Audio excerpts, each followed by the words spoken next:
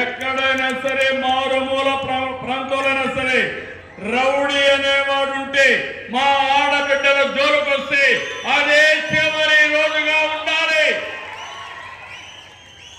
అలాంటిది ఒక రాజకీయ పార్టీ,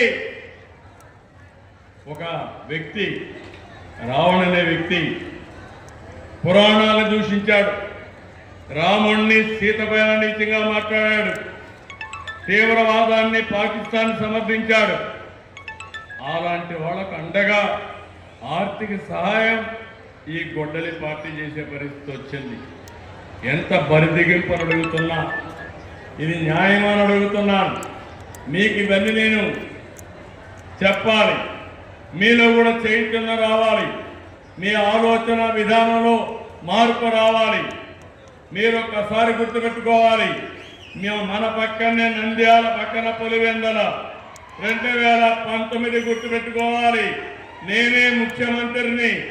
నేను ముఖ్యమంత్రిగా ఉంటే బాబాయిని గొడ్డలతో లేపేసి గుండెపోటుగా చిత్రీకరించి రెండో రోజున ఆ కత్తి నా చేతిలో పెట్టి నారాసుర రక్త చరిత్రని రాజకీయ డ్రామా ఆడి ఓట్లు సంపాదించుకున్నారు. అవునా కాదా?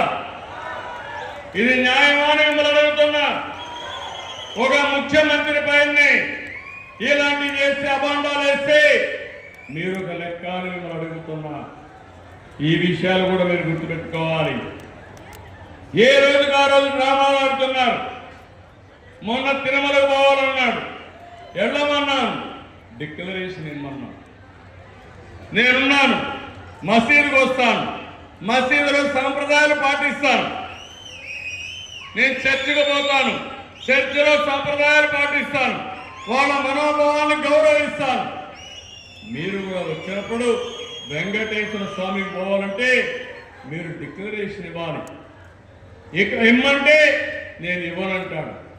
నిన్న మాట్లాడతాడు, హే రామ్ అంటాడు.